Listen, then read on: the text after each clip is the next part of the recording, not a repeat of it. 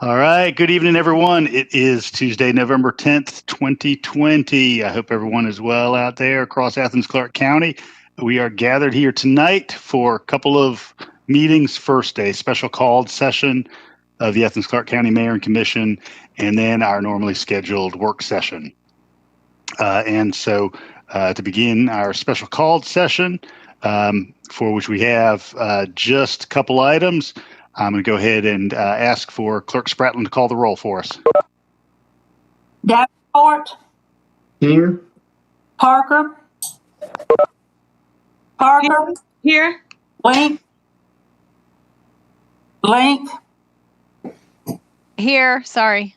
Wright. Present. Denson. Here. Edwards. Here. Herod. Present. Thornton. Here. Hamby.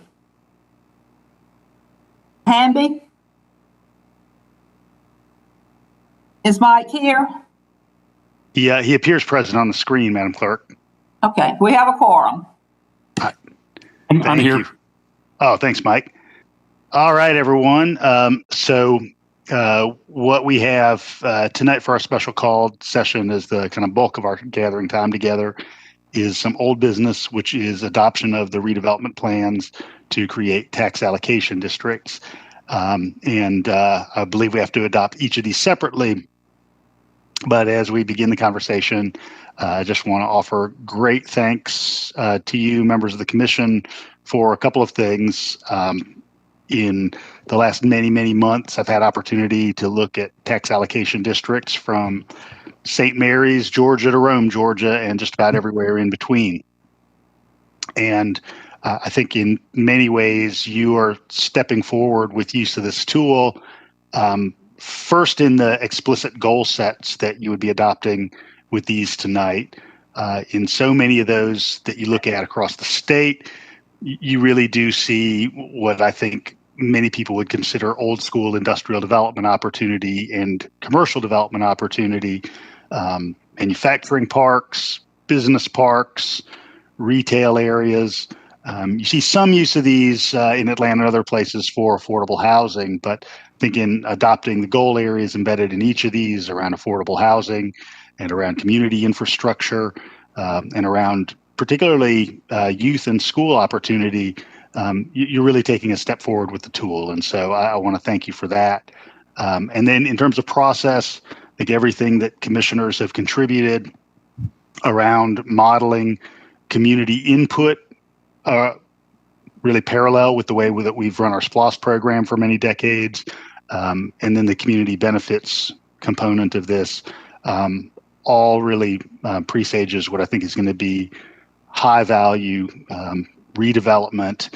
And by high value, I don't just mean economic value. I mean value in terms of the livability of the Athens community. So thank you for everything you've provided.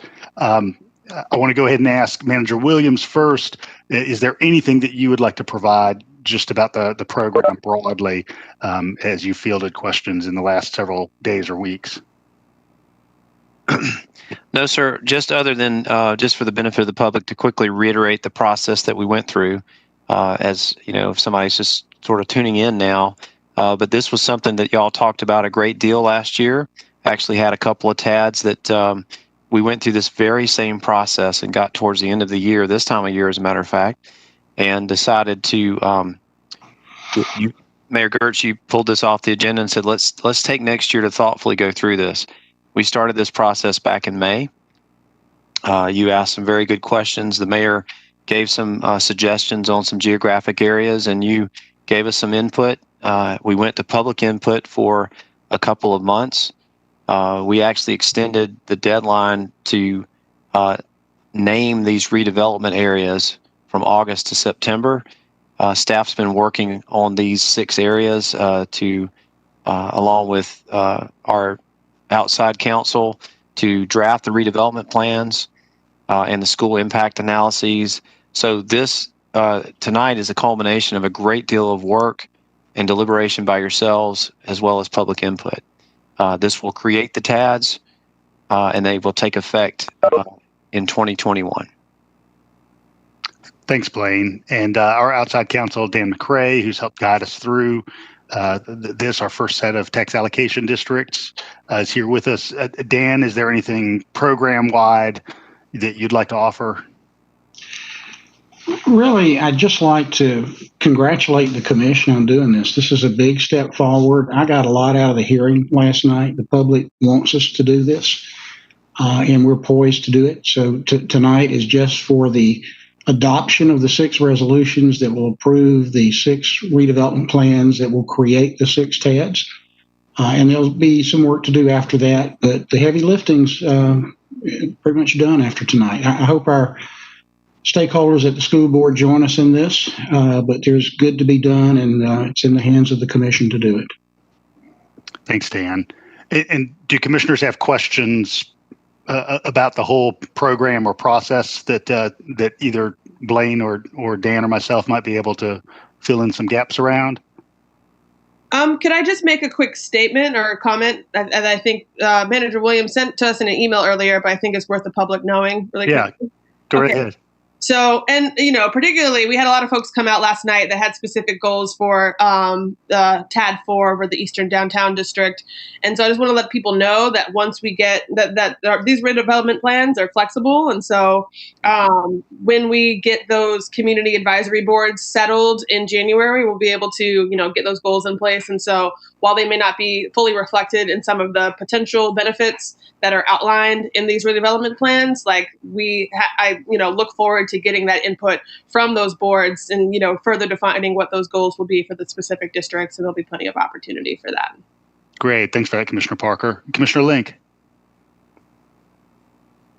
And I want to thank all the folks who came out last night to offer their input. And I just hope that we make clear to the public what the legal parameters are for the use of TAD-generated funds. I don't want people to have expectations that, we can make investment in private property and programming.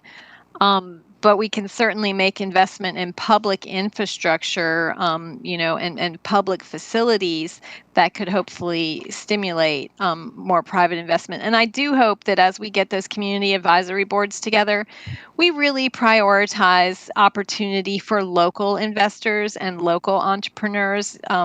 Like the mayor said, traditionally these TADs are utilized as a tool to attract very large scale industrial development, probably corporate development. But I hope that we can tailor these so that we are creating opportunities for our local entrepreneurs and local community, not necessarily these large scale block sized, projects, but kind of incremental development that can be a part of a localized culture. Thanks, Commissioner. And that's right. Operational dollars aren't generally generated through the tax allocation district increment. So it's not like we're hiring, a social worker or a community development person kind of in those zones, although the capital expenditures can be on public or private property for those goal areas that are outlined, those 4 goal areas. Other broad pieces of input, Commissioner Wright. Thank you, Mayor Gertz. Commissioner Parker, I'm glad you brought up the important part of this, and I believe the community advisory boards. And I don't see that that's mentioned in our resolutions, and I realize that that's going to have another, avenue of coming forward and being organized. So I appreciate that. I think that's going to be a key part of this as far as how people become on those boards and how that works. And I really appreciate Commissioner Thornton. I think she added that in at one of our meetings, and I think that that's going to be key for this. I guess I would like the manager to help us understand how this is moving forward. I've got several timelines in my folder on this, and I'm not sure how, I think we got off of that a little bit, but if we're voting tonight, but the school board, we don't know if they're partnering with us or not. Can you address some of those questions I had earlier? I didn't get to the email. Yes, Commissioner Wright, thank you. And Dan, please fill in what I don't. So Dan and I, as scheduled, presented to the school board at their regularly scheduled work session last Thursday night. The school board members had a number of good questions. Why so many TADs? Things that can be done with the proceeds, things of that nature. Their attorney asked some questions about compensable, consideration for them. And Dan and I tried to field those questions. Where they left it is that the superintendent and I are supposed to get together and schedule a time for the board to reconsider as opposed to this Thursday, which was originally scheduled. And then all the board members were to forward to their attorney any questions they had that they would like us to answer. And so we're awaiting those. So I think that the board will come back together for reconsideration probably closer to the end of this month. And that, based on the timeline that I'm about to share, as you've asked, Commissioner Wright, should be okay. Give them time to deliberate a little bit further on that. The board's vote, what the Board of Education would be voting on is whether or not to pledge their portion of the increment for the purposes that you were considering to approve tonight. So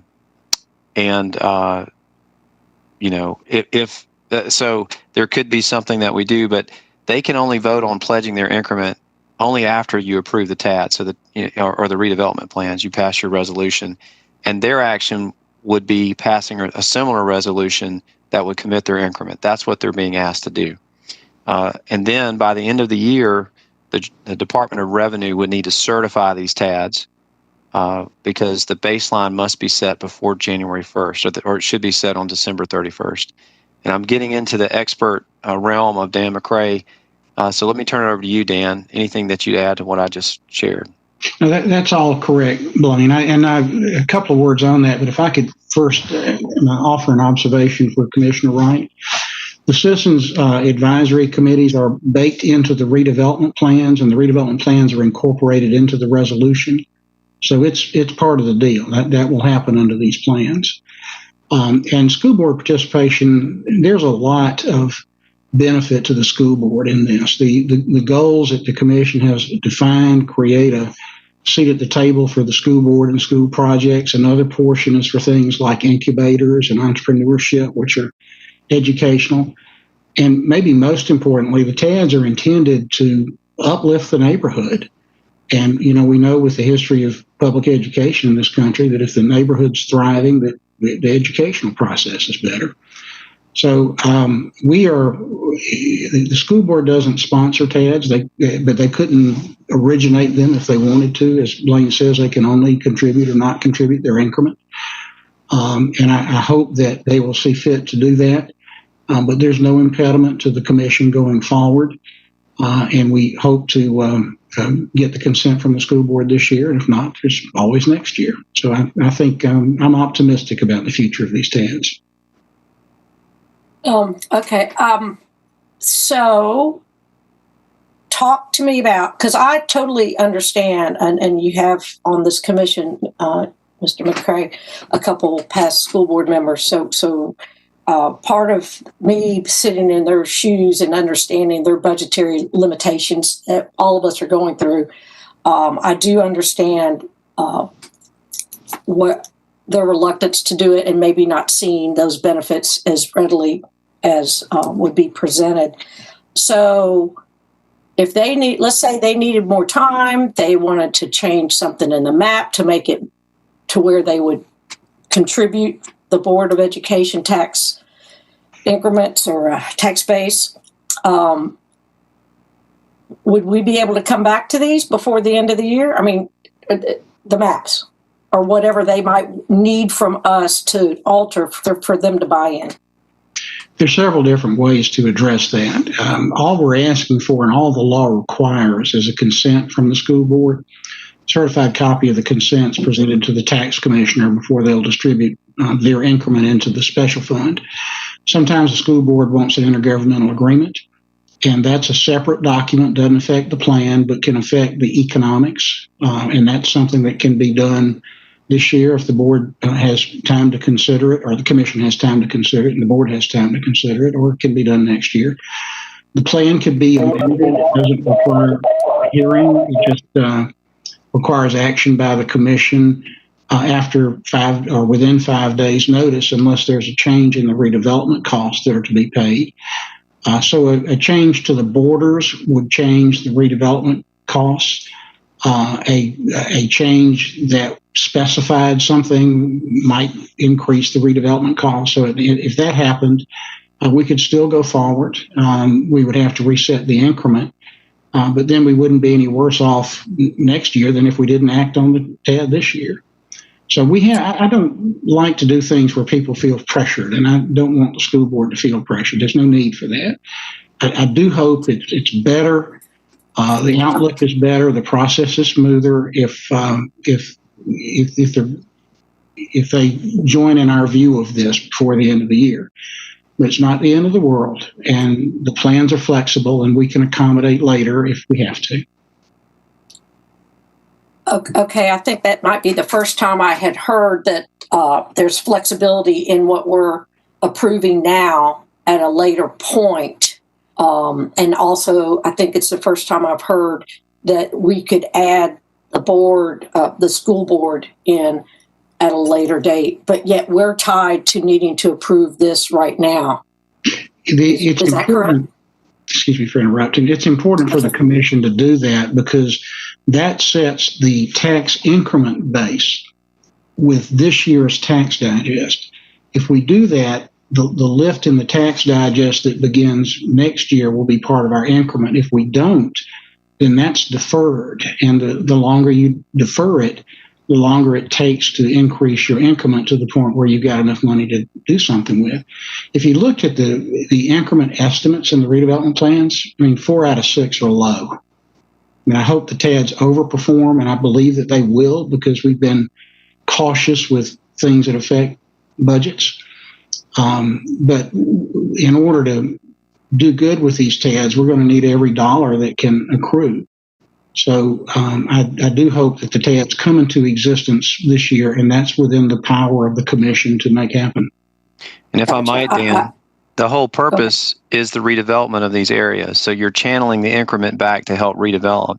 The less increment that goes back, the longer it will take to develop and grow that base, which when the TADs wear off, both the local government and the school district are beneficiaries of that increased redevelopment. Right. I understand that. I just feel like for us to have ambitions for the improvements in each TAD, the formula for that to work of everything we've talked about has been the complete tax base. That's right. And for us to lose their portion really has a very it's going to slow everything down because the increment of what we're getting is substantially changed, substantially. Right. So I guess I was wanting to be clear that we can still have flexibility as needed for them to partner with us. And you're saying we do. That's correct.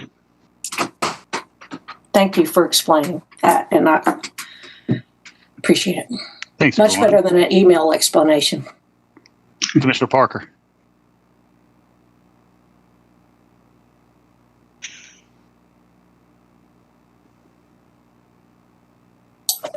You're muted, Commissioner Parker. Okay, so I believe I heard you say, Mr. Mayor, that tax allocation dollars can be invested into improvements upon private property. Because I know I had the couple's constituents last night who were concerned with low income and senior homeowners being able to afford renovations or repairs, upkeep on their property that, for example, could keep their utility bills low and help with accessibility for folks with disabilities, things like that. And so I wasn't aware previously that that was a purpose for which TAD money could be spent, and just wanted to clarify a little bit of what you said earlier to see if that is actually the case. Yeah. My understanding is that tax allocation district funds can be spent on either public or private capital improvements, but within the zone, of course, they couldn't be spent outside of the boundaries of that map. And Dan, you may want to weigh in. That's right. I mean, there's a the Constitution overrides everything. So there's a constitutional requirement that the public sector not confer a gift or gratuity on the private sector, which is why in cases where a subsidy is provided to a developer, there's a development agreement. And that's our community benefit agreement, which is also baked in here. There's a requirement in these plans that if we commit any TAD dollars to a private developer or private sector individual or entity, that has to amount to the payment of redevelopment costs, which accomplish redevelopment within the district. None of the plans contemplate that, though. I mean, they're flexible plans. They reserve the right to do it. But each plan, as was said earlier, is focused on public infrastructure, public facilities, public services, that sort of thing, not the private sector. Does that help? It was breaking up just a little bit. I'm sorry. I don't know if you want to repeat, particularly the last little bit of what you were saying. Sure. So in a proper structure, you can accomplish redevelopment by paying private sector redevelopment costs. There has to be an agreement. Yeah. There has to be redevelopment coming from it. In this particular case, I mean, there was exhaustive due diligence. The staff is exhausted, believe me, in these TADs as to what the condition of the TADs were, the qualification for a tax allocation district to be a redevelopment area. There's a great deal of data. And not only did that establish the qualification, it established the needs. So the intent and purpose of the TADs is to invest in public sector infrastructure and facilities and services that would support redevelopment in the TAD, which is for the purpose of increasing the health, safety, and welfare and economics of the citizens of the tax allocation districts. So the law permits in a proper structure to subsidize a private person or entity, but you don't have to do that, and that's not the intent and purpose of these redevelopment plans, although it's authorized. Now, all this, as was said before, comes back to the commission. The citizens advisory committees make recommendations and recommend percentages based on the redevelopment plans, but it comes back to this group to make the decision. It's your decision at the end of the day. Okay. Well, Dan, based on the comments that we had, sorry, Commissioner Parker, some of the direct suggestions last night were that the TAD funds could be used to pay residents' water bills or, improve homes or weatherize homes. That's not my understanding, but I don't know that the redevelopment powers act as much as you do. Are those permissible expenses? I don't see how paying a water bill is a redevelopment cost. Weatherizing, conceivably, you'd have to make a case for it. There'd have to be findings. I mean, it's not the normal thing that's done, but it's not in the same category as the mayor mentioned earlier. Paying my water bill is my operating cost, so your TADs aren't set up to pay operating costs. Weatherizing is an asset. It's a short-lived asset. So it's not completely out of the question, but a definite case would have to be made for that before the commission could feel comfortable authorizing the expenditure of those funds for that. Thanks for that clarification. All right, Commissioner Thornton. I was just going to sit quietly, but there were several things that were mentioned last night, and I think Mr. McCray answered one of my concerns of what I've heard last night. But and I guess this is for Manager Blaine Williams, were there things that were mentioned last night that could be done in another plan or something else that we already have a process for other than TADs? Were there things mentioned last night that maybe a different route could address the problem? And I think the one that stood out was about the kudzu, cutting the kudzu. Well, So as far as things like that, cutting the kudzu, determining it's our property and that type of thing, that's certainly something that the Athens Community Corps could help take care of, or some of our own staff. Does that answer your question, Commissioner Thornton? Thank you. Yes, ma'am. And I would add some of those. Yes, and Some of those No, utility go for challenges it. are things we've got programs to support as well as weatherization, which we've often forwarded some of our community development block grant funds through Action Incorporated to help, as well as what's now Historic Athens through their older home redevelopment program. And that was my point. I think there were a lot of great ideas, but I think there are some things that we could channel in a different direction and get it done faster than waiting on a TAD, because we have other vehicles or other avenues. And I guess, that answered my question. Thanks, Commissioner. All right. If there are no other questions, I would ask the Commission to forward a motion to request that we adopt options 1A through F, which are these 6 redevelopment plans. So moved. All right. I have a motion from Commissioner Thornton and a second from Commissioner Harrod. Any further discussion? All in favor? Aye. Aye. Any opposed? All right, hearing none, motion carries. All right, thank you all so much.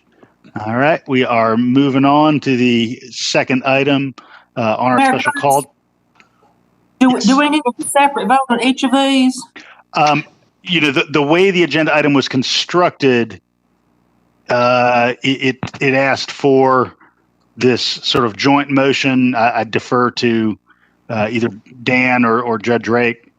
If I can offer an observation, we have provided 6 resolutions, one for each plan because the law requires a resolution.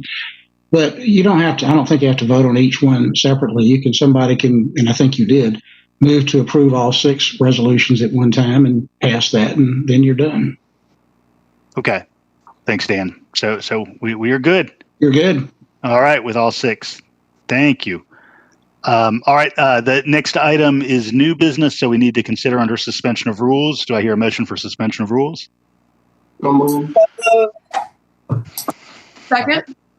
All right, I have a motion from Commissioner Davenport, second from Commissioner Parker for suspension of rules. All in favor? Aye. Aye. All right, any opposed? All right, moving on then. We had a couple of businesses whose circumstances had changed from the time they had filed their previous occupation tax in 2019 to their circumstances today. And so given that their initial application was based upon old data rather than new data, needed to be included or desired to be included in funding through the Joint Development Authority for small business grant support. Blaine, is there anything else you'd like to provide about that? No, sir. Just that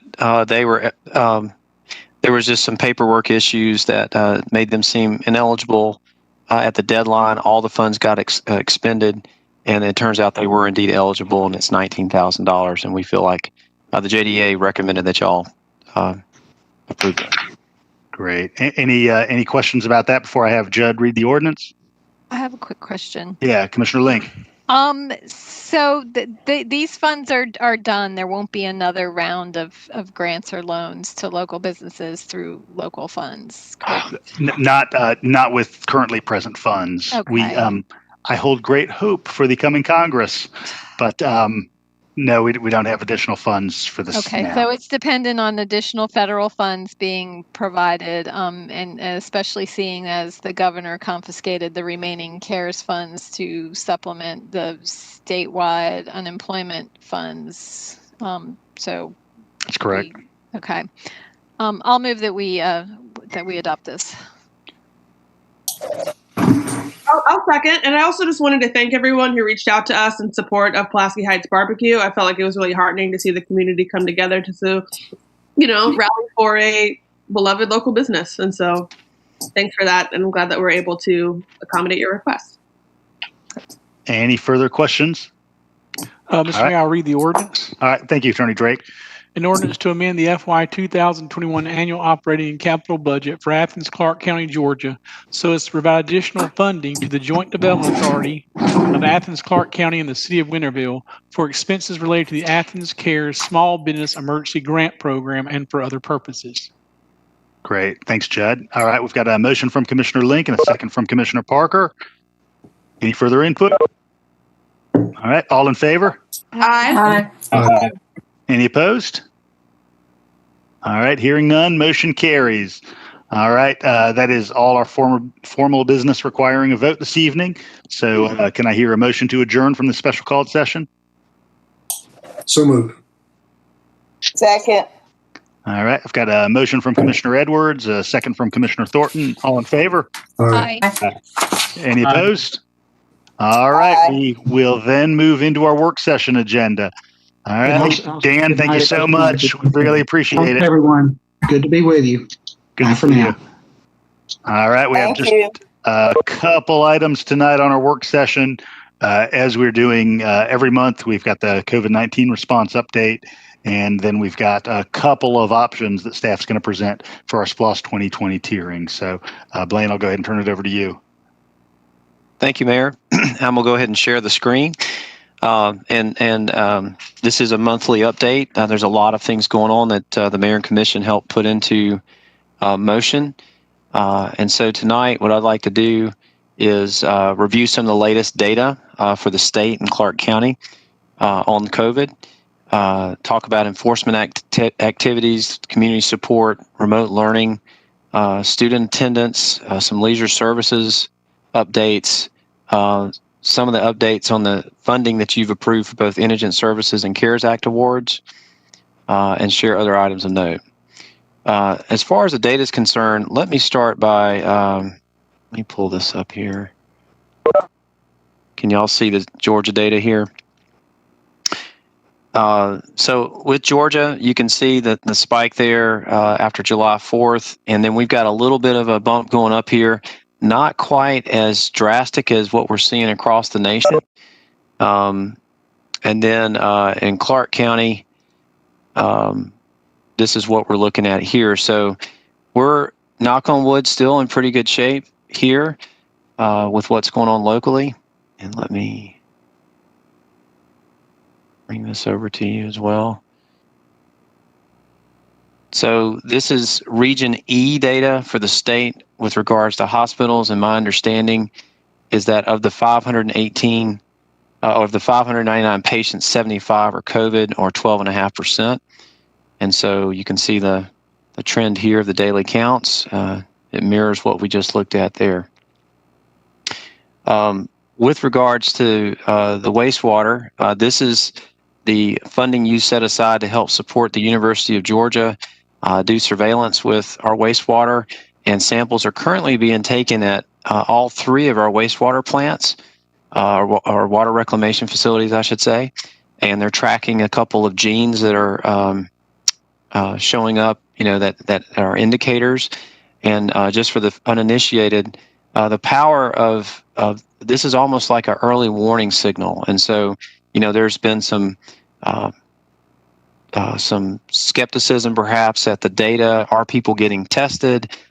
This is the prevalence of these things in the wastewater system, and so it should show us what's going on. The green represents one gene, and the red represents another. And I think as we continue to go on and trend the data, it will be very helpful. And I'm grateful to Dr. Erin Lipp and her work and her colleagues and the university for partnering with us on that. So I'm going to close these out. As far as our employee exposures, this also is somewhat mirroring what we're seeing here locally in state. We're actually at one of the lower parts of our exposures, and I want to credit all of our employees and our department directors and our independently elected officials and their operations. Our folks are being careful. They're following our guidelines, which are based on science and CDC on wearing masks and being socially distanced. And it's paying off. That could change as we head into the flu season, but for right now, we are doing pretty good. With regards to enforcement, the bar occupancy checks and mask are two of the things that the governor's order gives us the authority to enforce. And our officers, Chief Spruill and our police department, are augmenting their normal shifts downtown, particularly on the weekends, to make sure that these checks are happening. And you can see these numbers here. And as per Commissioner Wright's suggestion earlier, we will have this on the website available for folks to go back and peruse this. But our folks are doing the checks. You can see, I'll just note here, the number of non-compliant bars.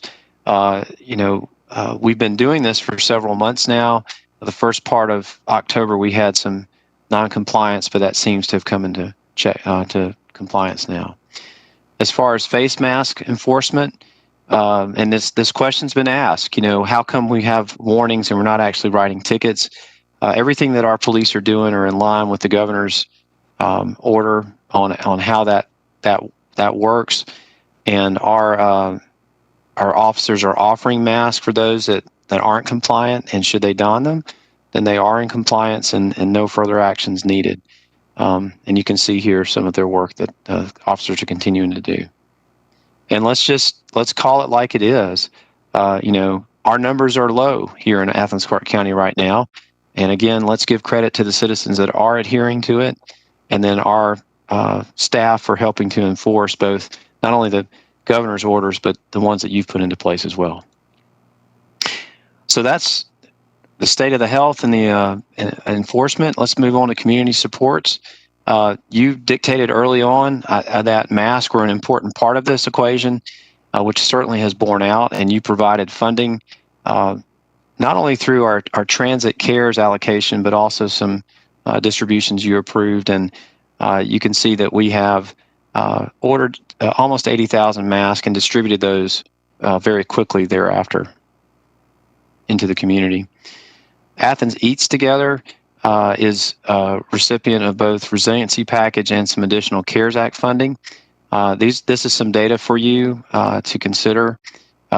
We're trying to really focus, as you've asked, on outcomes of these interventions to make sure that these are being as effective as you had hoped.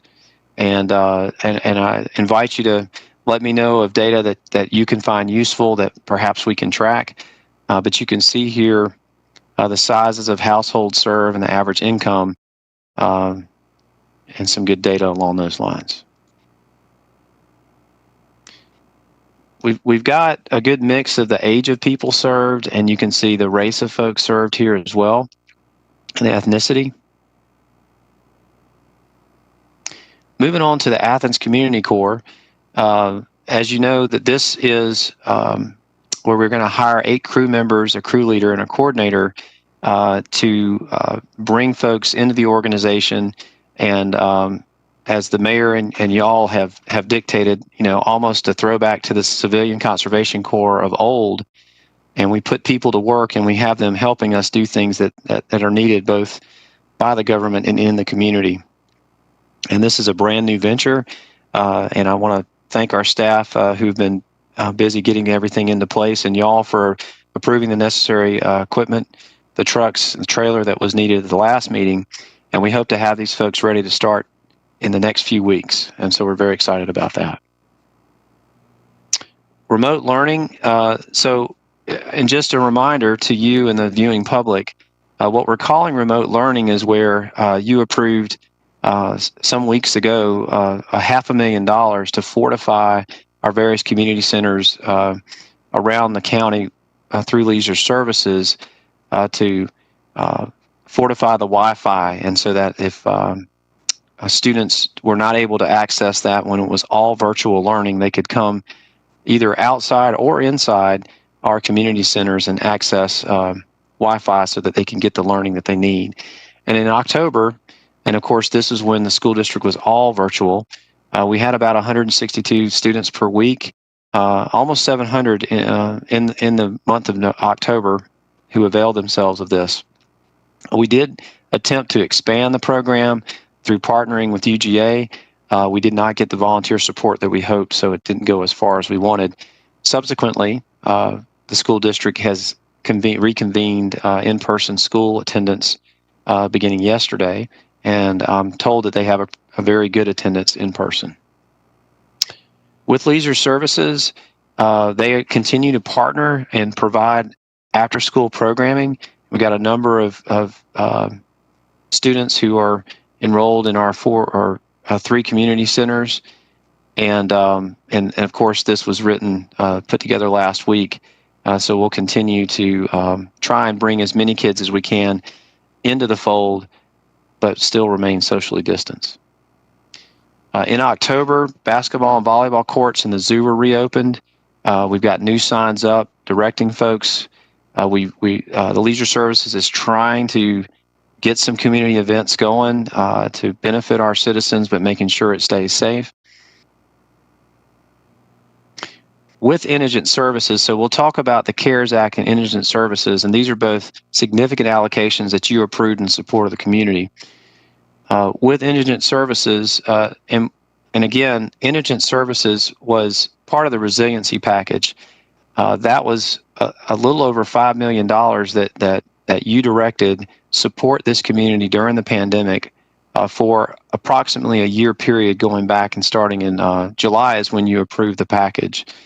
And what we came to understand through our attorney's office is that if there are local funds, and because of the state's gratuity clause, you can't just give those local government funds to people. And we all believe that the intent of that, when that clause was created, was to cut down on corruption. In the event of the pandemic, however, it really hindered us in being able to give direct community relief. The attorney's office did find that it did allow for indigent services support, and on a couple of occasions, you have made awards to provide homeless support providers in the community, and this is a brief update on where they are here so far. And you can see over here on the right-hand side, Action, almost 300 individuals served. The Diaper Bank, almost 700 individuals served. Family Promise, a more intensive experience for the number of folks they've served. The EADC, with its food distribution operations, almost 600 folks served. And that's just late in October. And let's give credit to EADC. And this is something that we're seeing with a lot of our partners who are scaling up their operations to serve the community. They're pushing the boundaries of trying to get relief out the door, and that it can't happen overnight. And so they're working feverishly to do this, and we're really glad. I think we've turned a corner on that scaling, and people are getting that direct benefit now. The CARES Act funding, this again was a considerable allocation that you conveyed to the community via the state and federal government. And we are just now, again, those contracts were signed in the month of October, and folks are really starting to get the relief out into the community. And I think in ensuing updates, you'll see the numbers only grow from here.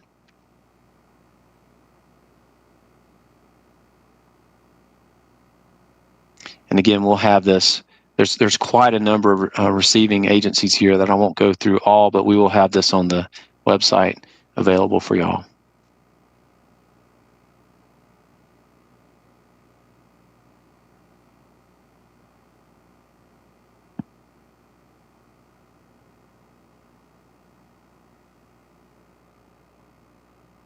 And we're still working with the Athens Neighborhood Health Center on their contract.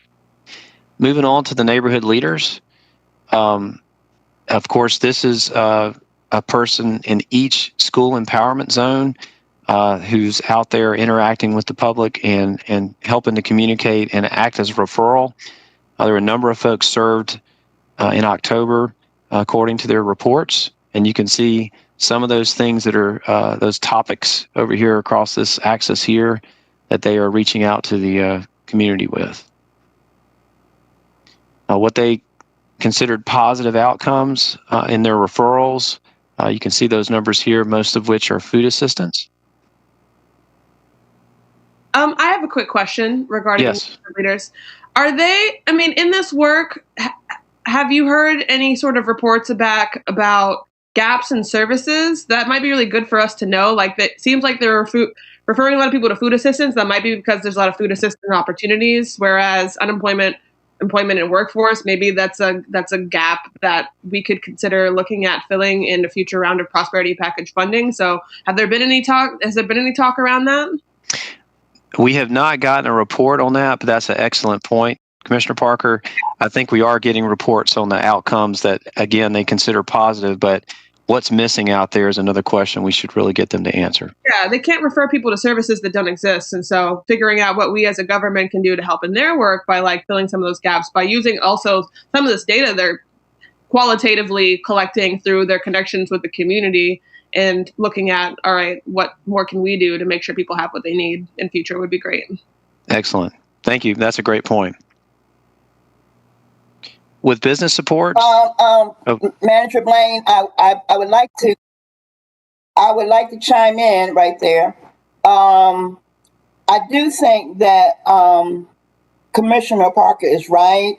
I do think that one of the things we brought up yesterday in our revived prosperity package meeting was collaboration. And I think that also fits gaps, because people may have one thing, may have more than one thing that they need help with. I am a little bit concerned that while we were in a COVID mode, that the food assistance looks like it far exceeds the COVID testing. But that's just my personal opinion. I think that we can get some more clarification as we move forward. But the collaboration, the whole idea is to lift people up and not enable folk. So I hope these are the kind of discussions that we'll have on the committee. And I would invite anybody who is interested in this to come to the prosperity package meeting as we move forward. But thank you. Just want to share that. Can I follow up real quick? From what I understand, I've met with some of our neighborhood and indigent health clinic folks today. They have that new mobile testing clinic up and running, but they're not seeing a lot of people showing up for tests. And I think that the real need is for some marketing. Could the county use some of its marketing resources to help get the word out about this mobile clinic and the testing sites? They're at different locations 2 or 3 days a week. Walk up, free testing. I think that's where the real need is, to get the word out to folks.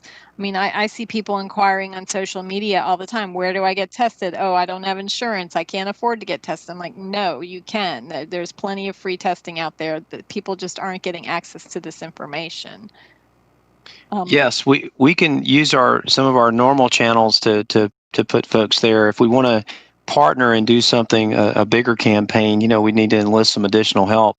But I think with the $150,000 that y'all approved in the resiliency package for assistance to public health partners, that would be an eligible expense. Yeah, I mean, I definitely think that the issue is the marketing, just having more avenues to get the word out there. And some of these agencies are putting stuff out on their own social media pages, but it doesn't necessarily have the broad reach that, say, the Athens-Clarke County government and assorted wings of ACC government might have. Blaine, on that, I had a comment too, and I've talked with some of the providers who are out there who are doing some testing. I don't think anything's happened quite yet, but one of the needs that I've heard from some folks, including some of the folks with Family and Children's Services, is that our childcare facilities, privately run childcare facilities, don't have the capacity or funding to offer testing for their employees. They don't have the same just capacity as, say, CCSD does.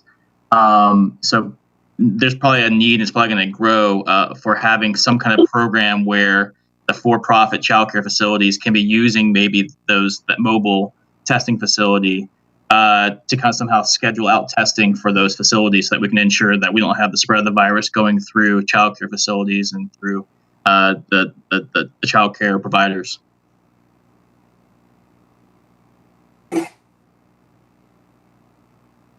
Blaine, while we're on this COVID conversation, I think the scale had 17.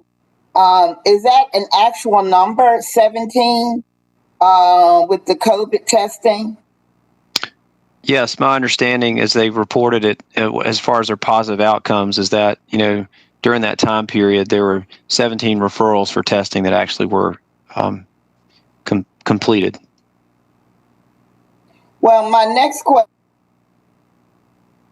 and I'm not being cynical, is that 17 people that they have been working with, or is that 17 neighborhood leaders?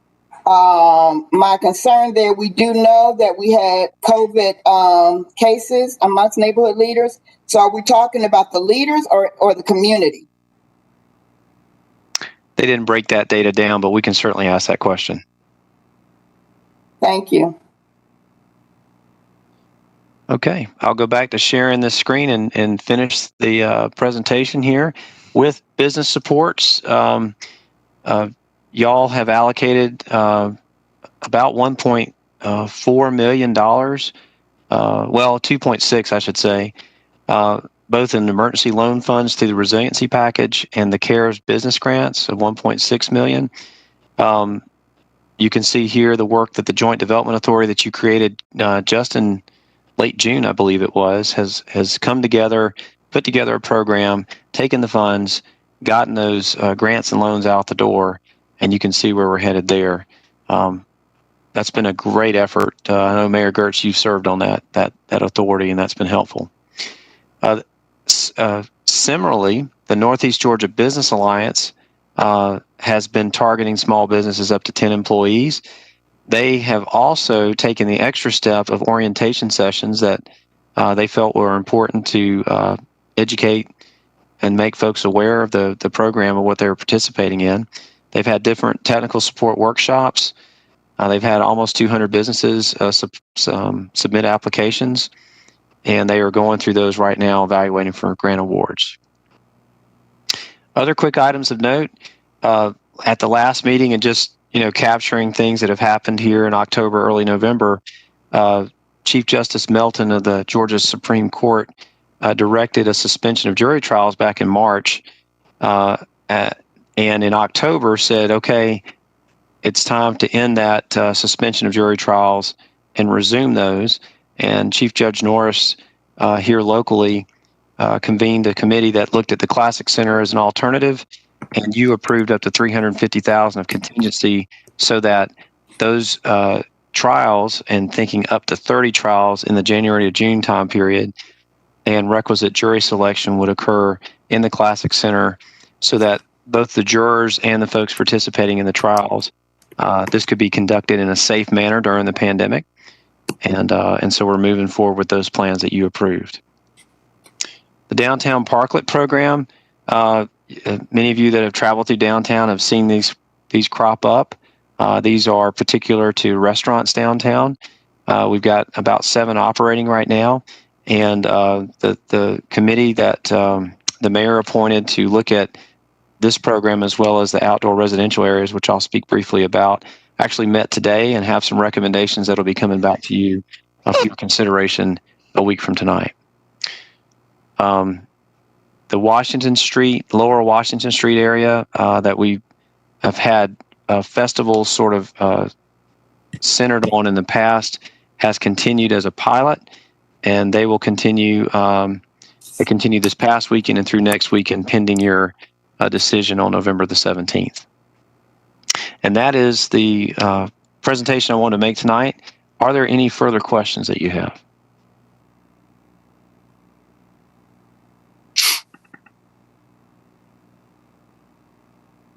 Well, I All thought right. some very good feedback, Mayor, if I might. And if there are additional data points that you think could be helpful, or to Commissioner Parker and Thornton's point about gaps, that is excellent feedback that we love to hear from y'all, and we'll try to incorporate that into future reporting. Thank you, Mayor.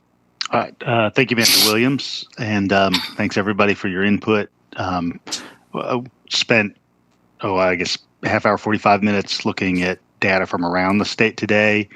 And, I'll continue to contend that while one death is too many due to this, the relatively low death rate in Clarke County compared to any other population center in the state is because of your early action.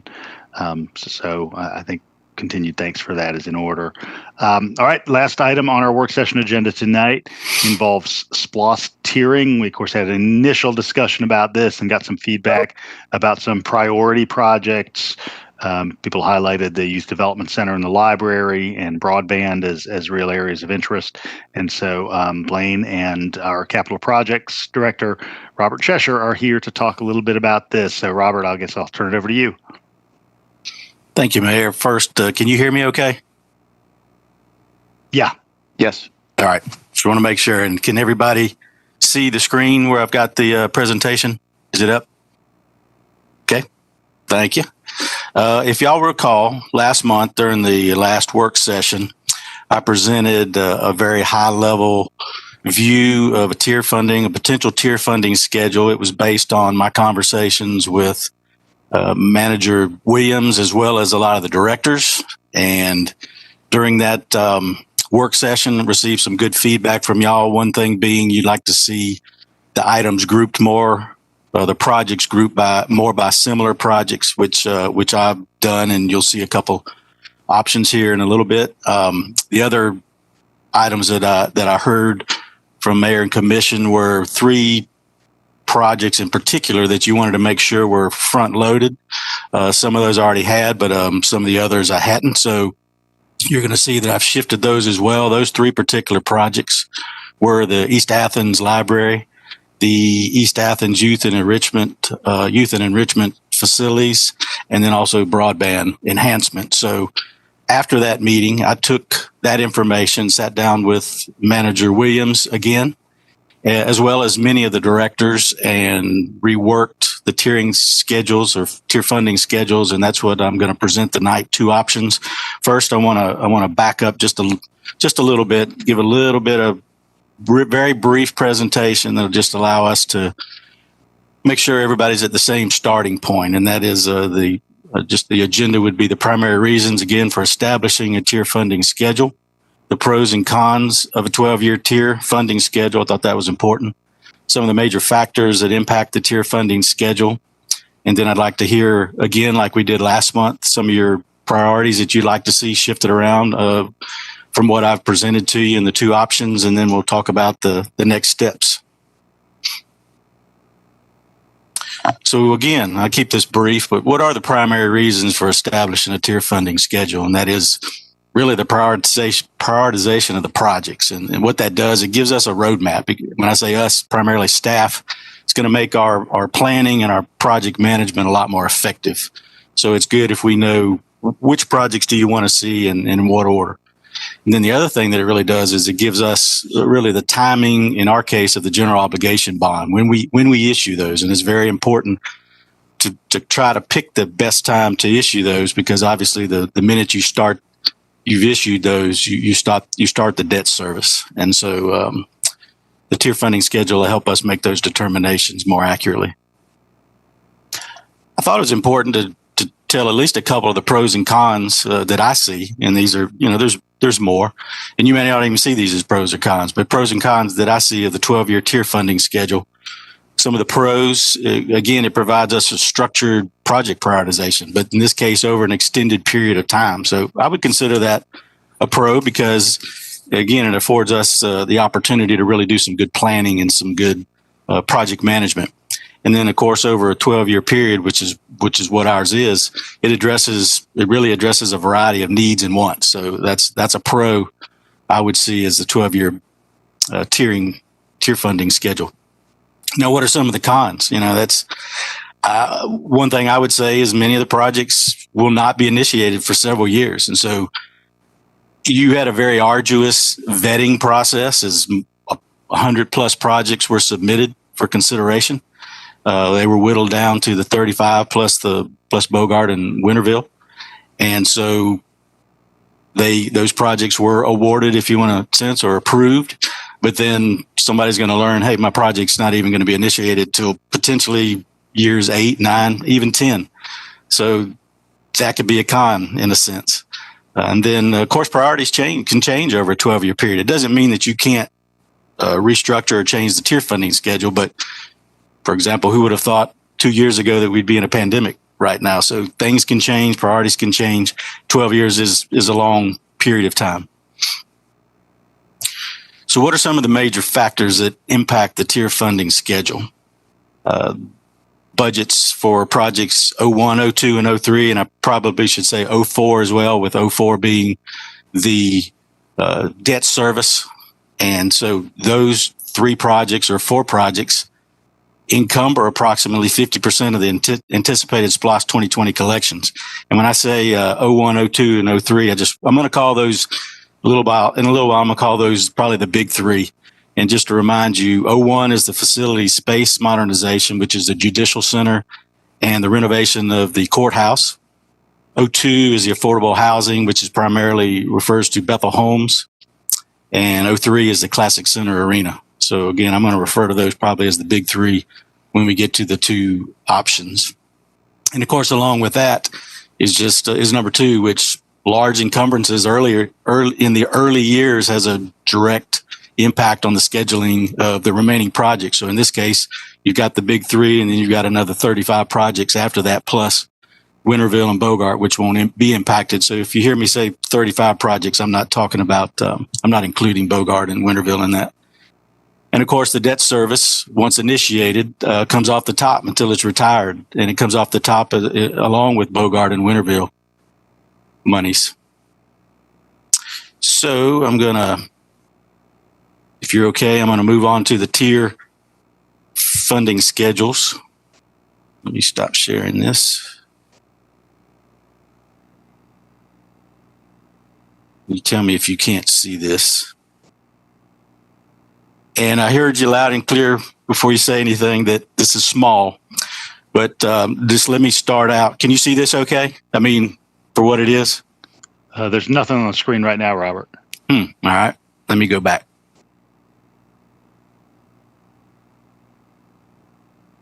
Can you see that? Still not? No. All right. I think I got it here. How about that? There, it's coming. All right. And again, I know this is small, but I'm going to start out here and then I'll enlarge it. If I forget, just holler, hey, Robert, enlarge that. I can't see it. I'm starting it out like this because I wanted you to see the colors and let me just describe really what you're seeing here. This is if you'll recall, we have 12 fiscal years that we expect that it will take to collect the $314 million plus dollars. And what I've done is I've broken this into quarters so that you've got 12 years. So each quarter is 3 years. I've used green, yellow, and red like a traffic light. Blue I just made up because it was different. I think this gives you a good feel and a good sense as you look at the projects down below in each tier, in each quarter, you can get a quick observation of where those projects are landing. So this is going to be option number 1. I'm going to call it option number 1.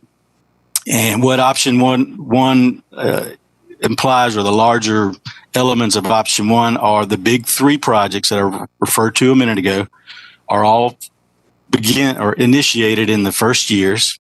And for those reasons, this option has the second bond issuance occurring in FY22, which is next fiscal year, which is roughly 7 months from now, and then a third bond issuance occurring immediately after that in FY23.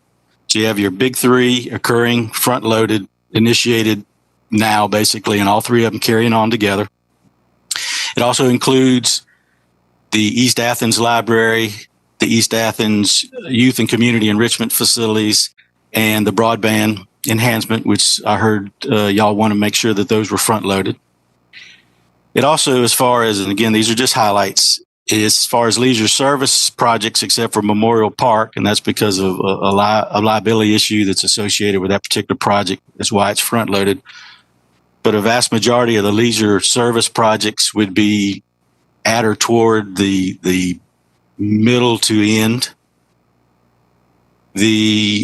And then another project I just kind of want to isolate would be and I've got to read this one because it's kind of long, but it's the MRF and the CHARM, which is the Recovery Material Processing and Reuse Facilities Project. That one you'll see is actually spread out anywhere from tier 4 to tier 10. I don't really like that, obviously, but that was the only way that I could stay out of the red. And so that project had to be extended and broken up over many years, and don't really like the practicality of that. But I was trying to give it at least some front loading because I know, is my understanding from talking to that director, that facility or those two facilities are really potentially on their last leg, and they've already put as many Band-Aids as they can on it. So that's kind of an overview of option 1. If you're okay, I'll move to option 2, and then I'll come back to option 1 for the discussion, if that's okay, Mayor. Okay. Yeah, that's great, Robert. Okay. Just option 2. And again, if you look at the colors, now you've seen a few more of these move more into the middle to just after the middle versus being at the end. So option 2 is going to be slightly different in the fact that looking at doing the second bond issuance in FY22, which is the same as option 1, but then the issuance of the third bond would be delayed until FY24. So an additional year, 3 years from now. And how do we do that, or why did we do that? Well, in this option, what this shows is projects 2 and 3, Bethel Homes or affordable housing and the Classic Center Arena, would continue on. And primarily the reason being is they have some private funding associated with both of those. But then project 1, which is the Judicial Center and the courthouse renovation, would be delayed until FY24, which is why I was saying to delay the third bond issuance to FY24 as well. So roughly a 3-year delay.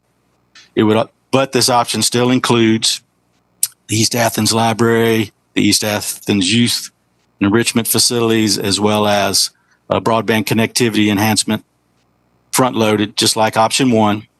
You also see, as I mentioned, some of the leisure services projects are able to move further up. And then the MRF and CHARM project, in this case, could be front loaded into FY23, 24, 25, and make that project come to fruition much, much sooner. Everything else is essentially the same, but you'll see a project here or there shift a little bit just based on the amount of money that was available and keeping things in the black, keeping things balanced or semi-balanced, I guess. Front loading a few other items up here, able to front load a little bit more on vehicle replacement, equipment replacement, things that are sorely needed, especially since they were some of those, if not most of those, had all of their funding or a good bit of their funding removed from general fund. So option 2 allows more front loading on those items versus option 1. So those are the primary differences. Mr. Blaine, would you want to add anything before I enlarge this and get into more detail? No, other than just at a very high level, Robert, moving things forward in the program causes some things to move back. And I think, said very simply, the two alternatives that Robert has put together here, and listening very closely to the projects you wanted to move forward, is just to either move a group of leisure services projects further back into the program, or if that's not palatable, one of the larger earlier projects, such as the facilities allocation, space allocation project, that moving back. So in accommodating your request to move some things forward, we're going to have to move some things back, and that's all I wanted to say, Robert. I think I skipped a slide accidentally. So as usual, Blaine, you've caught my miss. And those were what I wanted to say. That was one of that slide showed that if you have those major encumbrances up front, they obviously have an impact on the majority or the remaining projects, which in this case, you've got the 3 major projects and then the 35 other projects. So with that, and then I'll come back and finish the last slide after we have a little bit of discussion on these 2 options, if that's okay. Commissioner Hamby, did you have a question? Yeah, I sure did. Thank you, Mayor. Just a few observations to make here. So, with the bonding issuance, we did that so that we could get some of these projects done sooner rather than later. So I guess a question is, if we're waiting until Tier 4 to do the facility space modernization in the courthouse, Tier 4, 24, how long is it going to take to finish the project at that point? As far as Project 1 goes? Right. You're right. It's a good point. That project, just because of the size and the fact that we have to go through a siting portion of it and the design, of course, construction, and then that has to be done and people move before you start the renovation of the courthouse. Probably a 5 to 6 year project when you start it. And I did. So that's an excellent question and a good observation. And if I could add just one thing to that, would be that the bond issuance at $127 million approved through the referendum doesn't cover all of projects 1, 2, and 3. There's still a $25 to $30 million gap to fund all of those. So I forgot to mention that. So that is one of the challenges, that regardless, even with the bonding, wherever you put it, it's going to take that additional monies, about a year's worth of projected income revenues to meet all of the project 1, 2, and 3 needs. Okay. So if we're borrowing $124 million, I see the debt service is $15 million. Is that just interest on the $124 million? Yes. And that may, well, I know there's not a finance person on here, but yes, we are getting some great rates. And that 15 million, 16 million is probably a worst case scenario. So there should be some interest and there should be some money of that. And we show it on the spreadsheet, but not until the later years, just to be conservative. So yes, that is included in there. And there's actually some other, that 16 isn't the total interest. There's also interest in the 1, 2, and 3 line items that you see. That includes some of the interest as well. It's not all hidden or shown up in Project 4. I guess what I'm wondering is, so I'm hearing you say for the courthouse and for the space modernization, if we borrow the money, the bonding in Tier 4 for that, then it will take 6 years after FY24 in order to get that done. Is that what I'm hearing? I would say 5 to 6 years not to complete the judicial center, but to complete the renovation of the courthouse, because of course you'd have to get the judicial center finished before you can move the people and start that. So I think 5 years maybe is a best case scenario. 2.5 year projects basically is what it is. So what are these expenses in Tier 1, Tier 2, and Tier 3 about? On option 1, the one I've got up? Right, option 1 for project number 1. They include, we've already issued the first bond. So what you're seeing in some of the early tiers, well, of course, the tier that we're in now, plus the continuing on through the debt service being retired, would be the first bond. And then what you see in 21 is just that, plus the projects that might be down below. And then 22 and 23 are when the second bond and the third bond kick in. So that's debt service and then projects that you see below. I may not have answered your question. No, it does, but I guess I'm still back to wondering is that money just paying back a bond until we do a real bond on FY24? If I might, Commissioner Hamby, I think you're making excellent points. as staff, we would not recommend delaying the facilities modernization project for the very reasons that you all, including yourself, articulated that, why would we spend more money on these various satellite buildings across the county when we could bring it all together in an energy efficient building? And there's a lot to be said for that. The reason that this was being offered as an alternative, because it's a big ticket item and moving some other things up front, something has to go back. And the affordable housing, the North Downtown, the Bethel project, and the Classic Center Arena, both are dependent on external financing. In the case of Bethel, the state and the tax credits is a large portion of the financing of the overall project. And as you know, there's an application in. Should we get that award, we need to take advantage of that. So that kind of gives it a priority. And then the Classic Center Arena, you approved $34 million, and the other. Yeah, I get all that. Yeah, okay. I guess I'm wondering though. I remember when we did the bonding on the Washington Street deck, we just made interest payments on that for the first few years, and then once the deck opened, we started making the full payments and the interest and the principal. So I guess we're not able to set up our bonding that way on this, to where we get the money and just pay interest on it in a few years to get these projects going, and then pay the full interest and principal a few years later. That wasn't how the debt service was presented back to us from finance and our financial advisors. Is that not possible to do? I mean, so that you can get these other projects. I mean, so you basically would take the 3 and the 12 and get the money going, and then pay the principal and interest at some point down the line. I mean, that's the way we did it on the Washington Street deck. I know we only paid interest for the first few years, and then once the thing was built, we picked up the principal and the interest. And we did a bond on that. So I'm not sure why we couldn't do the same on this. Well, and we'll get you an answer to that question. The one thing I think I do remember is that the bonds need to be paid off during within the program. So, well, I understand that. Yeah, okay. I mean, we're not trying to take it out longer than 10 years or whatever. So, my next question though is this about your totals at the end.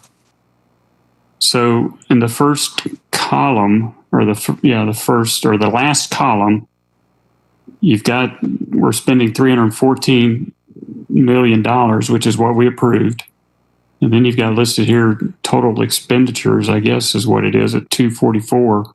Why is there money left over there? Do I need to go to the end? Yeah, the end. Total all tiers. There's about $70 million left over. What's that about?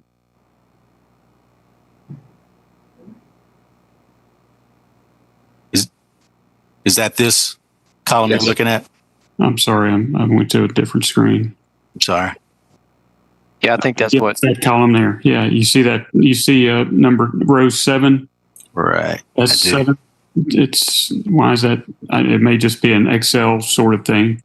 It is. It's a column that more or less that we have out there to help us on to double check some things. But this is the one that's showing 0 left of expenditure. I mean of revenues. This is the balance at the end. I'd have to I got to look a little more as to what that is.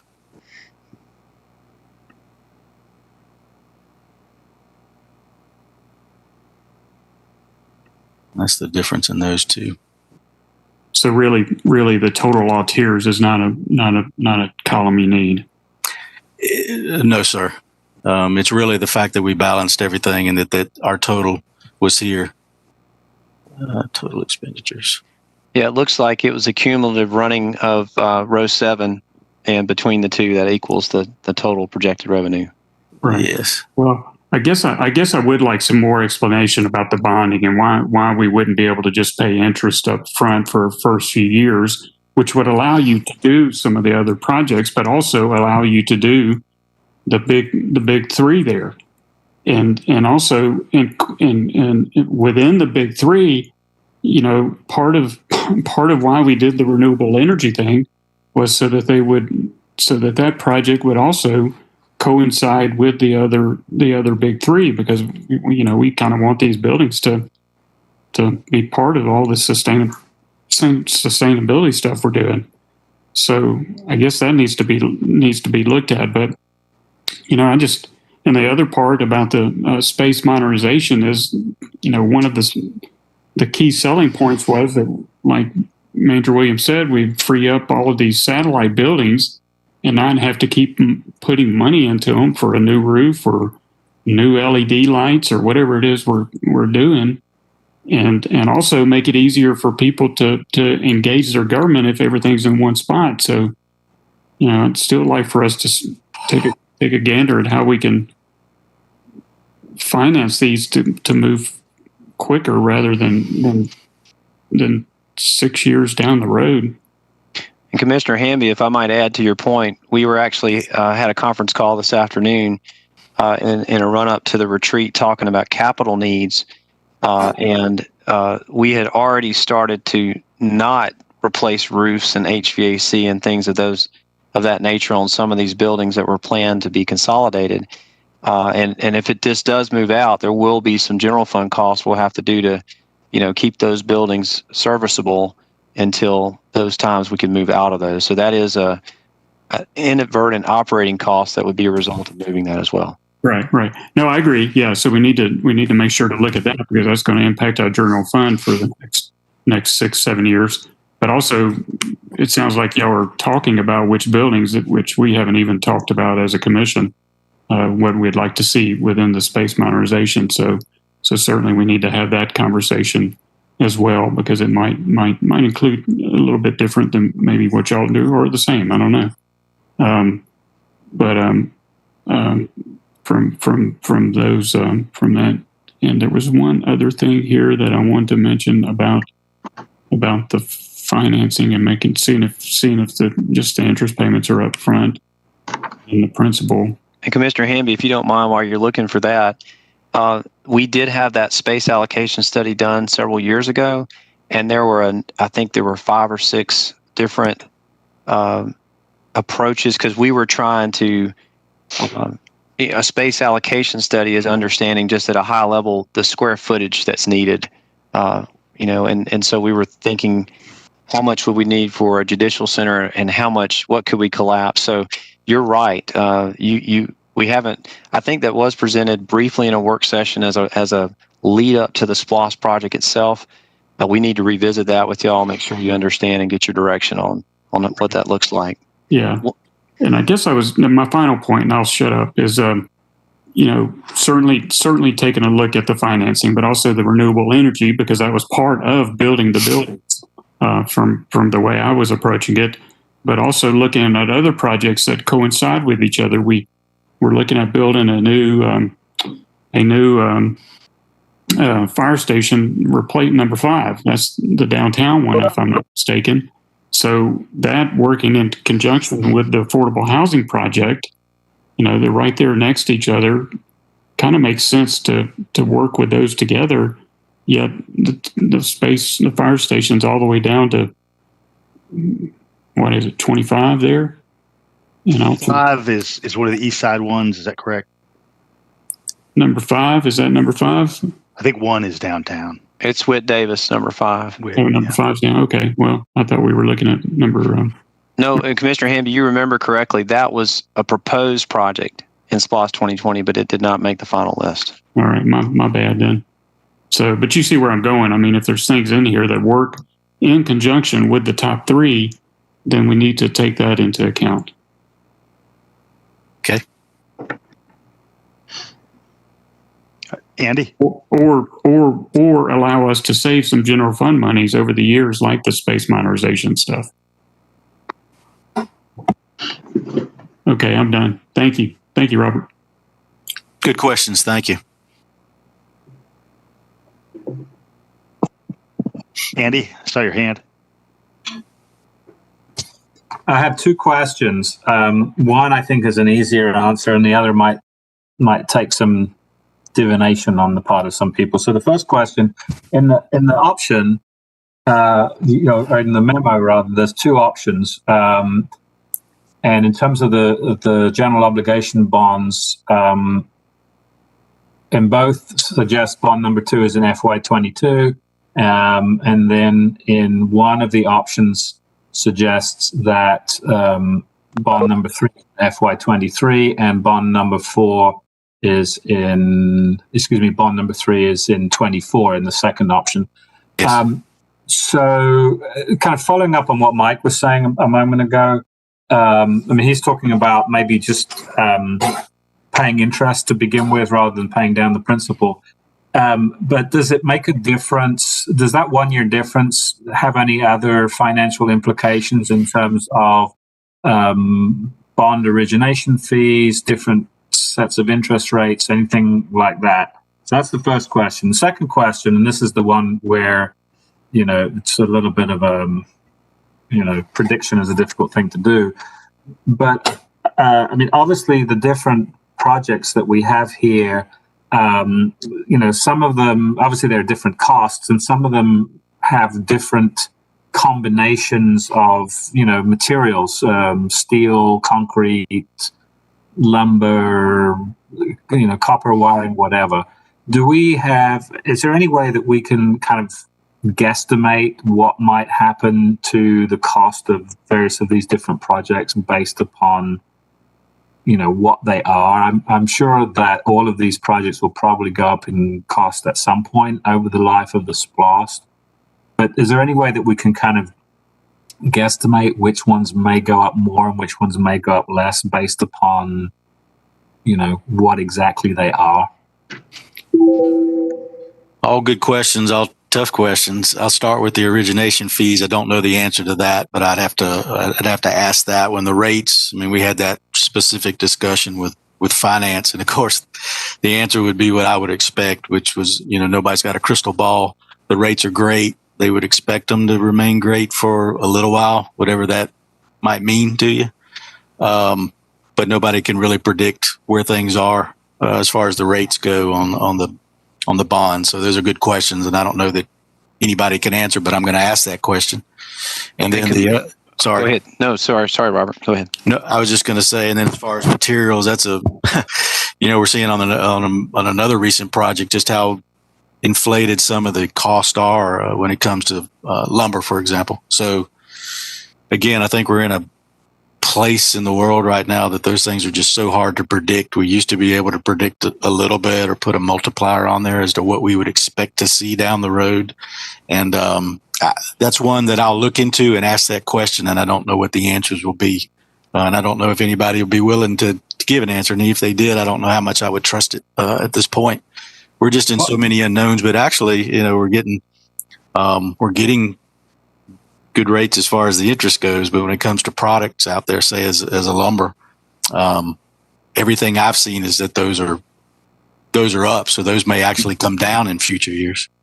Well, and I understand that. In some ways, my second question is a really difficult question to ask because it's requiring looking at a crystal ball and who knows what's going to happen. But I do know, and you guys are a lot smarter on financial projections than I am. But I do know, for example, on currency markets, there are all sorts of financial projections of, what exchange rates may or may not be. And I have to imagine that there are similar kinds of projections for construction materials and people that know, a lot more about that than I do.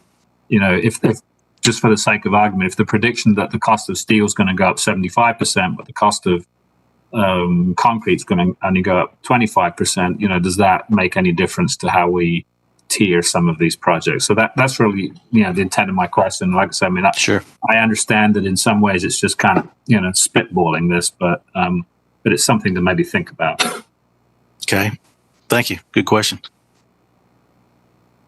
Any others? Melissa?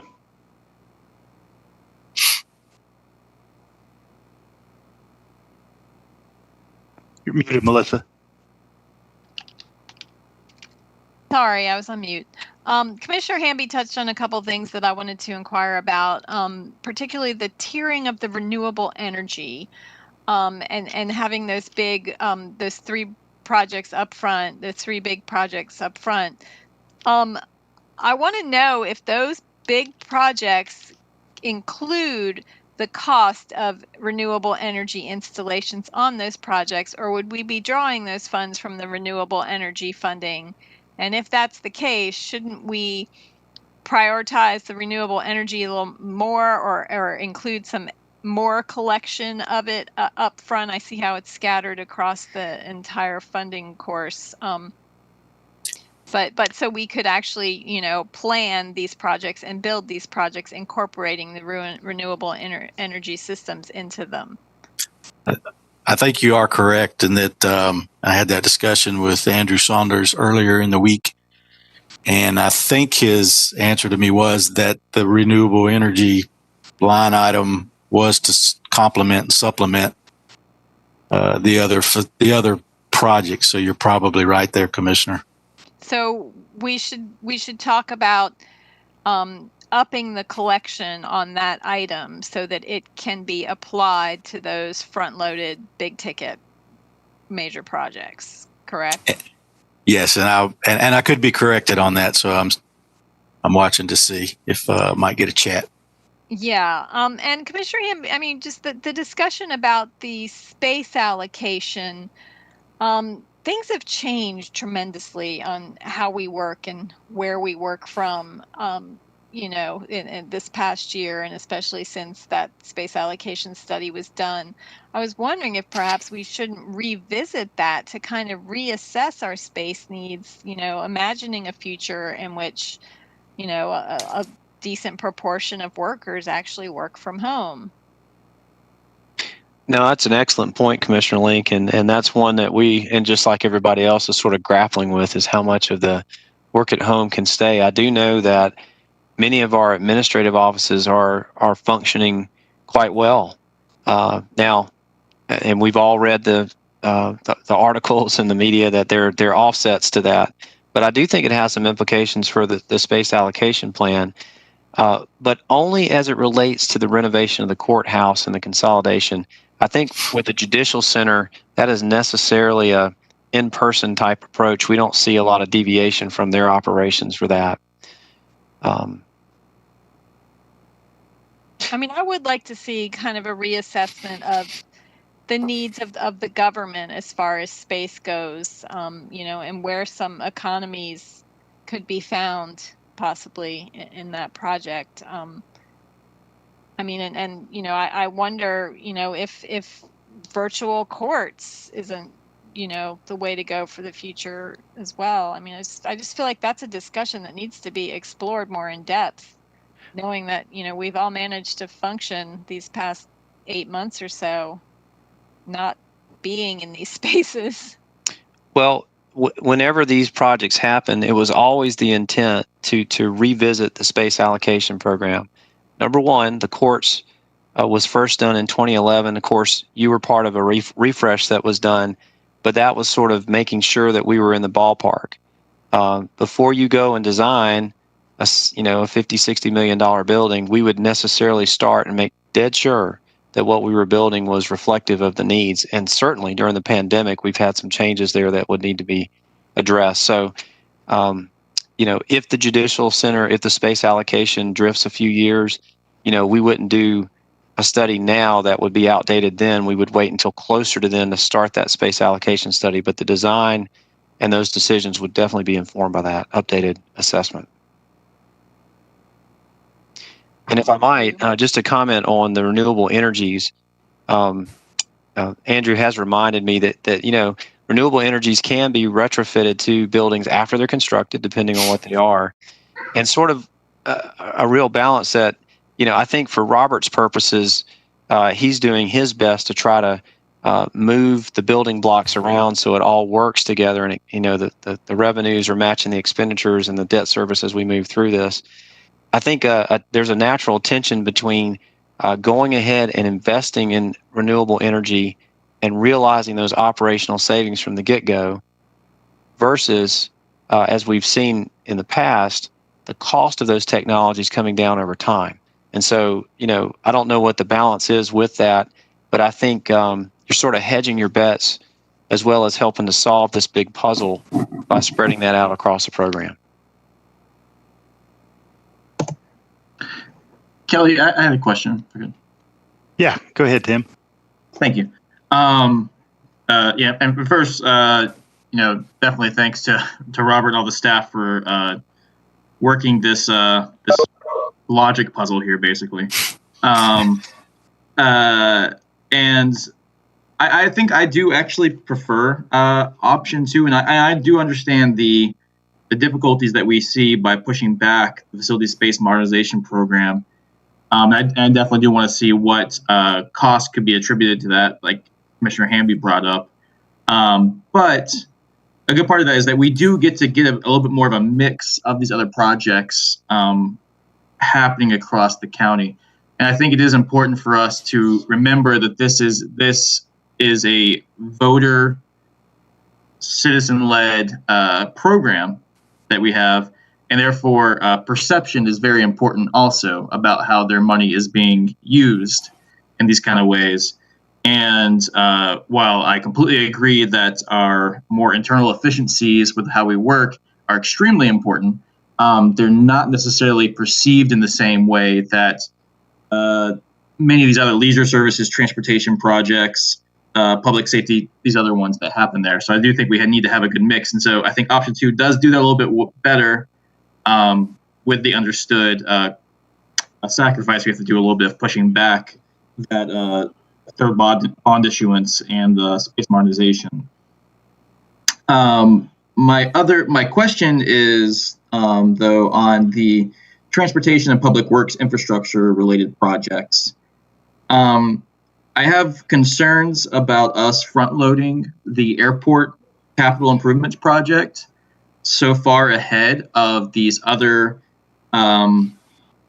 pedestrian and bike and cyclist projects, simply because the airport, while I agree that it is a neat infrastructure we need to focus on, it is also one that that is utilized by a much smaller percentage of our populace compared to the bikes and pedestrian stuff.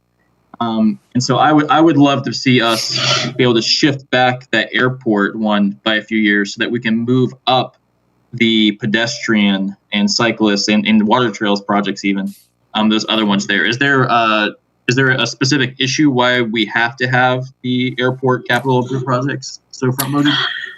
A good question. And those match. Sorry, I'm reverbing. I don't think it's on my end. Those commissioner match the airport's CIP program, which is required by GDOT, and a lot of the money that they get through the FAA and GDOT follow that 5-year capital improvement program, and those are usually the matches that go along with those grants that they get through GDOT and the FAA. So that matches those, and I don't know that those can be shifted. Blaine might be able to help me with that. Yes, thank you, Robert. And you were dead on the money. The 5-year CIP or capital improvement plan, and remember too, and this is borne out with SPLOST, that much of the assistance we get from the federal government is 90%. So you're using these funds to leverage huge dollars and bringing them here into Athens-Clarke County. I don't have the airport CIP committed to memory, but I do think that there is some important infrastructure needs out there beyond which has been done recently. Okay, and I hear that, and I know we discussed that a little bit too, but that's one thing I guess I would love to look at, maybe review that plan a little bit more, see if there is some flexibility there, so that we could move these much cheaper projects, but ones that are going to have a larger impact, especially on low-income individuals who are going to utilize sidewalks but aren't going to utilize an airport. Again, a lot of those folks are having pennies taken away from their every dollar they spend to pay for these things. So I'd like to see that if we could find some way to work that category. Yeah, I think that's all I had. Thank you, Commissioner. Oh, no, sorry. I did have one more. Talking about the efficiencies of looking at projects that are already going on so that they're overlapping. The Vincent Drive sidewalk project, I just wondered if that one, if it would be overlapping some with the Jefferson River Road, and if there was some kind of way that we could be utilizing that we'll be already working in that area on similar projects and kind of stacking those up a little bit, especially since that is a bit of a cheaper project there too.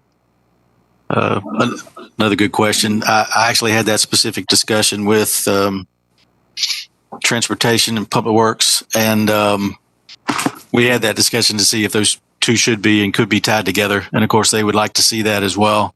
But understood the reasoning for moving that one out, and it was just more of a, even though it's only a $2 million project, it's one of those things that it's hard to find things in the middle. When you front load everything kind of moves out. It's either in the front or it's in toward the end, and that was one of those that just shook out. But we did have that discussion, but that's where it ended up, just because of all the other things we were directed to try to move up front.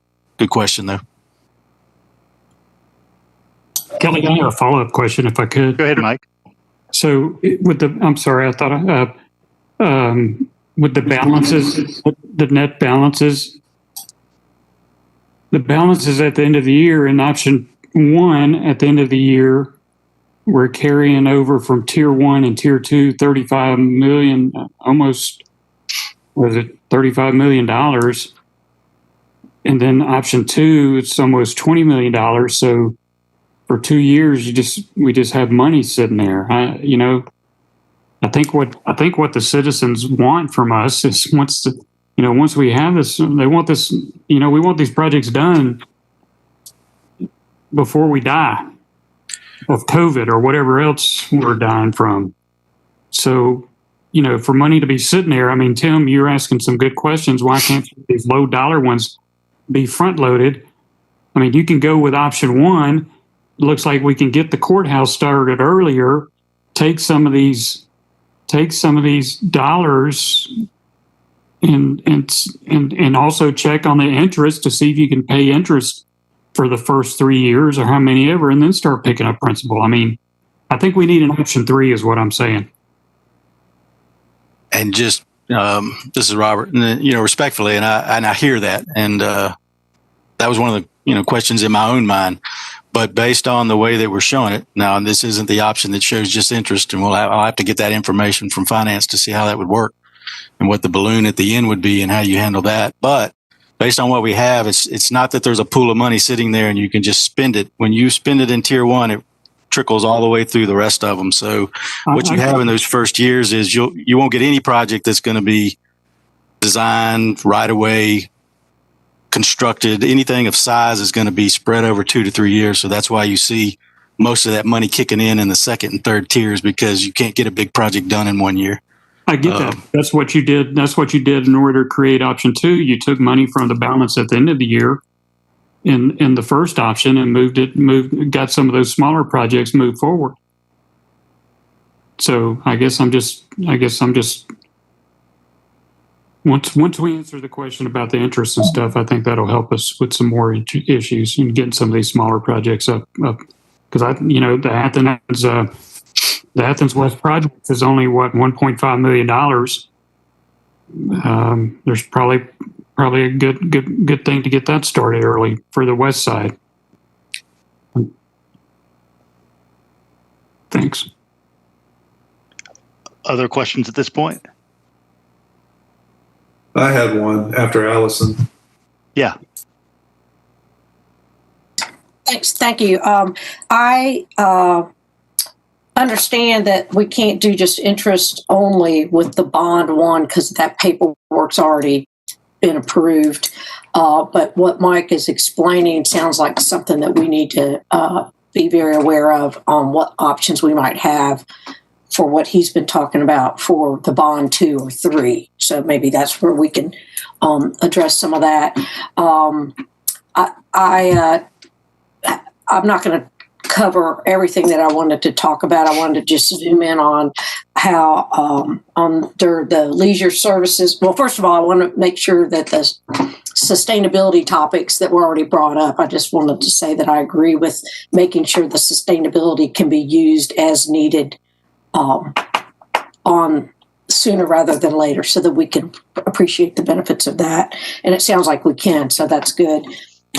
In leisure services related projects, there's 2 in District for. And I want to prioritize the urgency of Bear Hollow. We all went there. We saw that. That's why it's on the list. Those animals are living in a bit of a hellhole, especially when it's wet. So I would see that would be a priority that I would be pushing over the Memorial Park project. And maybe we can get a email explanation about the liability part where you said that that's what brought it to be a Parks and Leisure Services priority of all those. So I think that Bear Hollow is a little bit different, quite a bit different actually, because of the live, we actually have animals living there. We're really one inspection away from that being shut down. We saw that when we were making this list together. So, we all love the bears. Let's not forget about that priority and the uniqueness and possibly moving some of the reptile, the duplicate animals out to Sandy Creek Nature Park, where the facility is much better for them there. Is the PowerPoint have our timeline for when we're going to have to nail down these differences from the work session? Well, the plan was to bring it for the vote in December. Did that answer? Yeah. Yeah, thanks.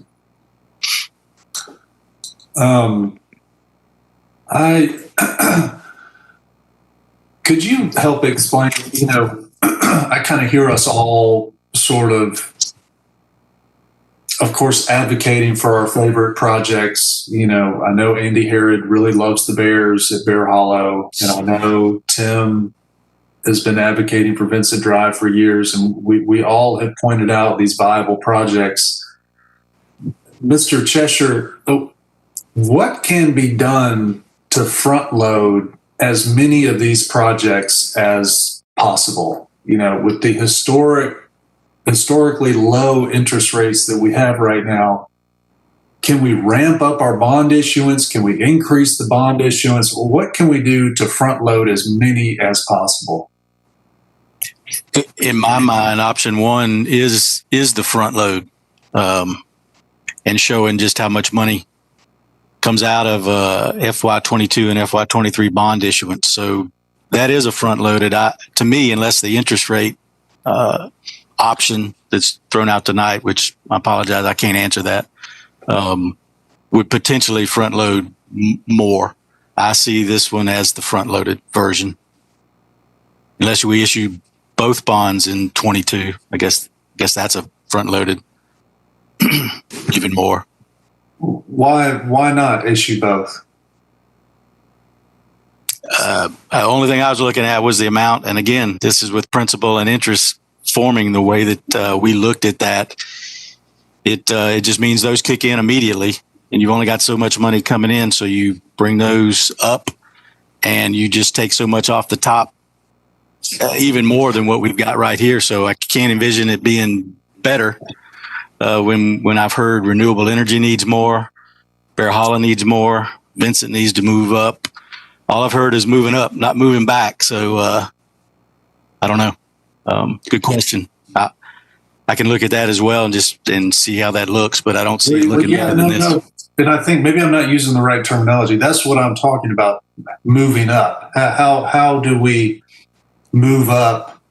Yeah, but maybe I misspoke when I said front loading. But my point was, how do we move up as many projects as possible? What would be the move there, and what would be the risks involved? What could be some strategies to move up just as many as possible?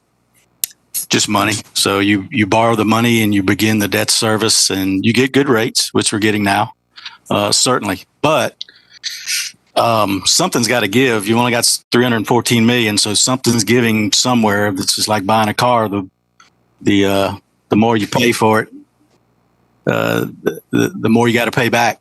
So I think it's simple as that. But I think it'd be your additional loans in addition to the general funds, because again, even the loans themselves are going to pay in the $127 million, which don't cover projects 1, 2, and 3. By themselves. So you either got to take an additional loan somehow, but you can't do a general obligation bond because we're committed to the 127. And so it's going to have to be another loan at whatever rate that would be, which I would have to assume would be a higher rate than the general obligation bond. Kelly, do you mind if I add something to that piggybacks on what Crystal was saying? And I think this is why we need to look at option 3, because again, I go back to, I remember the Washington Street Tech, we paid the interest up for a few years. And so what I'm saying is backload the principal on these bonds. And if we need to, we borrowed some money for in order to get some projects done. We just went to the bank and borrowed money for some of the T-SPLOST projects. So you don't need voter approval for that.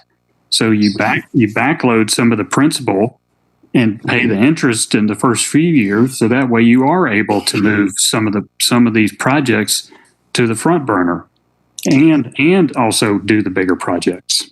So I'd like to see if that's an option. And I guess a question of mine is the authorization level for borrowing that is currently in existence because of commission approval a limiting factor? Okay.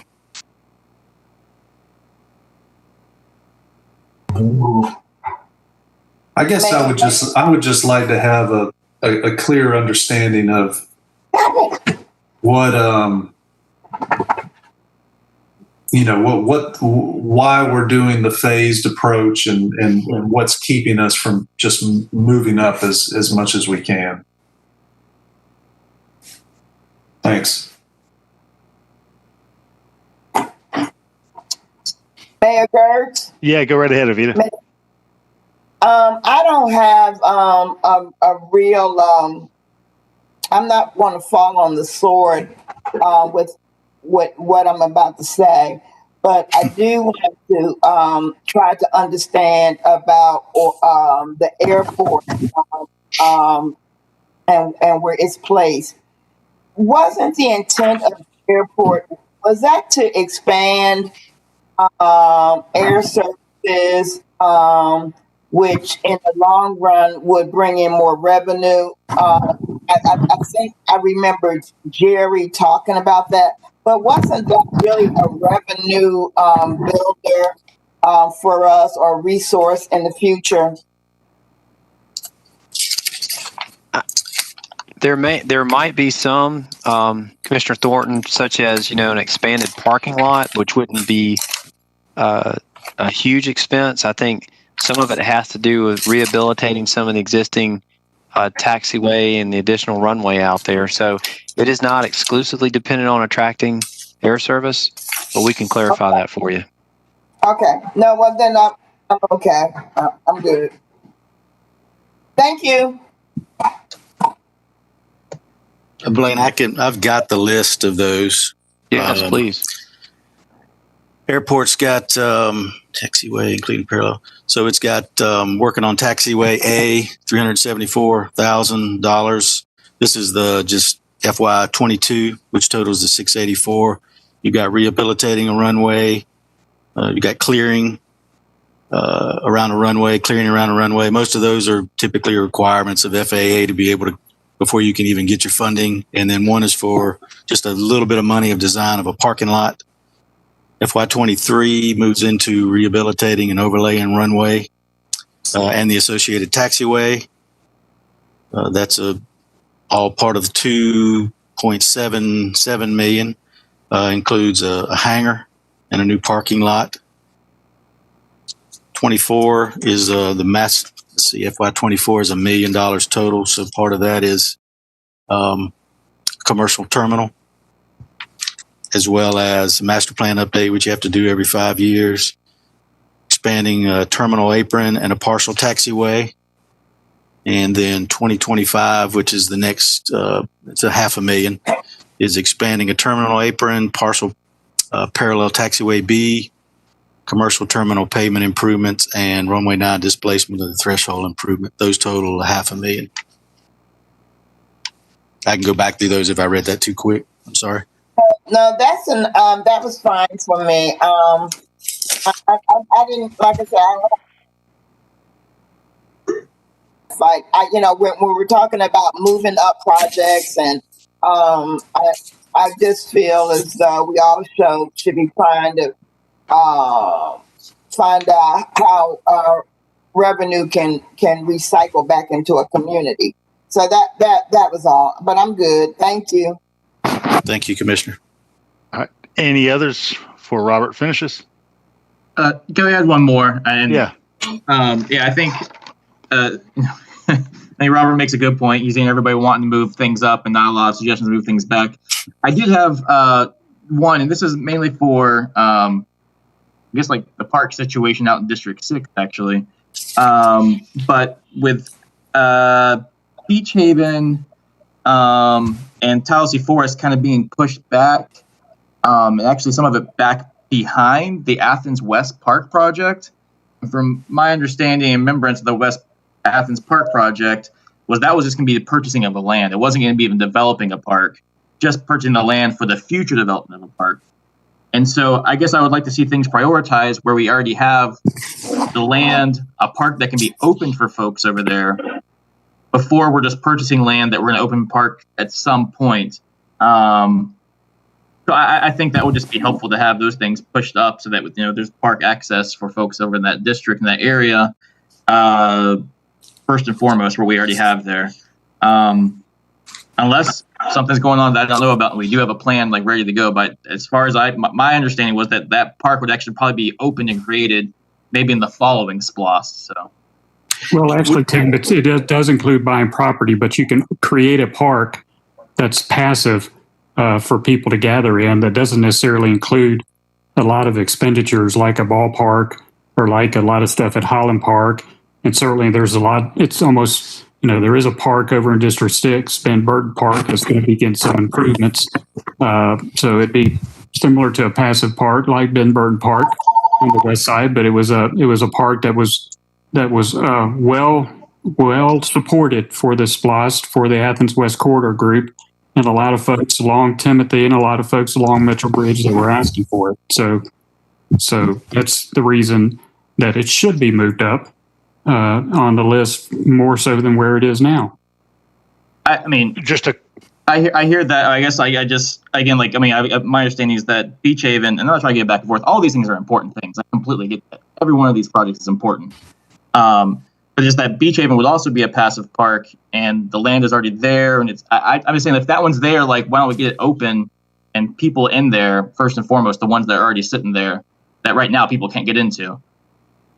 Just another funding note with the Athens West Park is that given the shape of the tax allocation district that we approved earlier, the tax allocation revenue could be coupled with the SPLOST Athens West program. That's if you want it on Atlanta Highway, if there is a site along Atlanta Highway, or if there's another alternative site, it's going to need the SPLOST dollars. Yeah. It's a lot of moving pieces. So that was Athens West Park? Yes. Okay. I just want to make sure. Mayor Gertz? Yeah. I'm going to have to excuse myself, but I would be remiss. I feel like for me, other than the East Side Library and the East Side Youth Center, I really feel and broadband. I really feel as though I'm just kind of sitting here listening to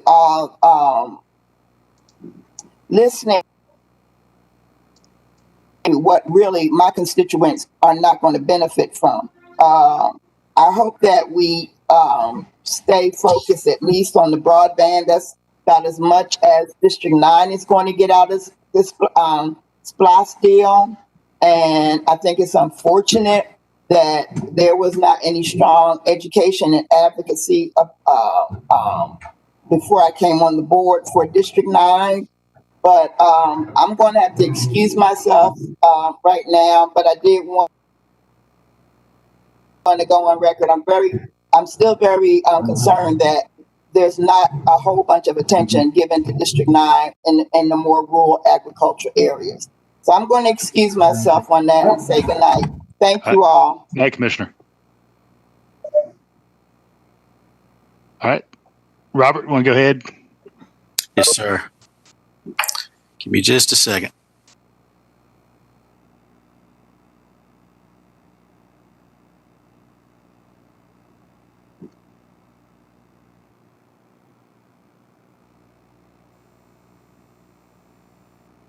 Some of this answers the last questions. Can you still hear me okay? Yeah.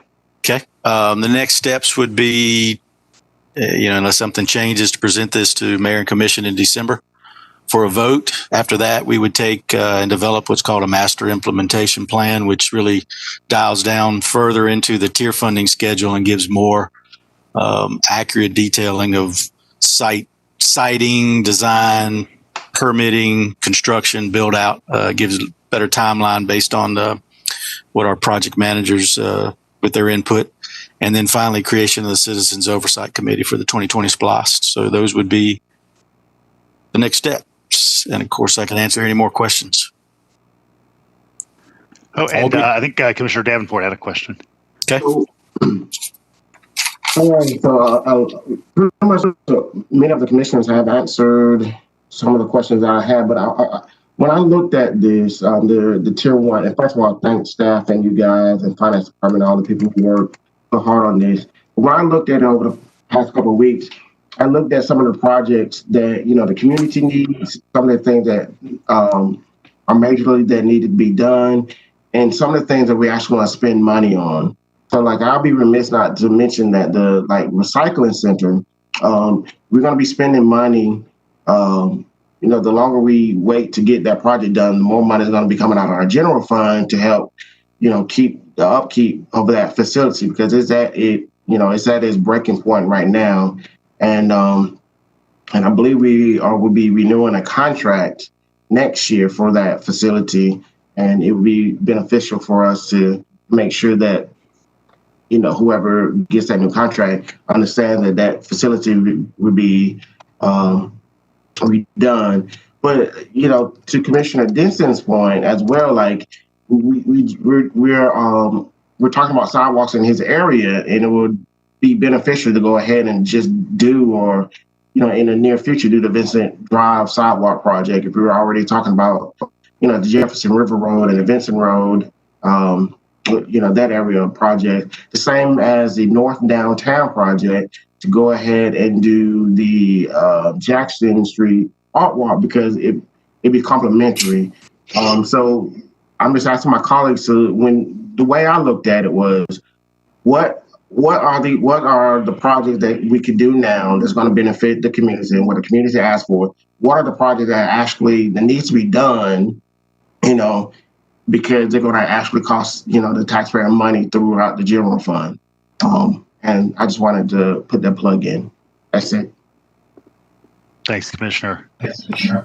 Mayor, if I might, Go ahead, Commissioner Davenport and others had talked about maybe pairing together the Vincent Drive and the Jefferson River Road projects. And Vincent Drive won't be designed by the time construction comes for the other, so there won't be any great efficiencies for trying to move those closer together, beyond the benefit to the residents, of course, of moving it up in the program.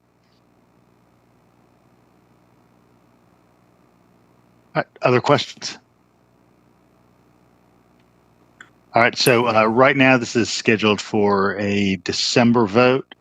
Let's see, is that meeting date I had the first, but I think that may change because of the election. All right, so that gives us about 4 weeks. I think, Robert, you've gotten some good questions, particularly on the prospects for financing. So hopefully we can have follow-up conversation next week at the agenda setting meeting, and then there may need to be some commission conversation in the lead up to a prospective December vote. Absolutely. Thanks. All right. Anything else? All right. Happy Tuesday night, everybody. Enjoy the evening. We'll see you soon. Thank you.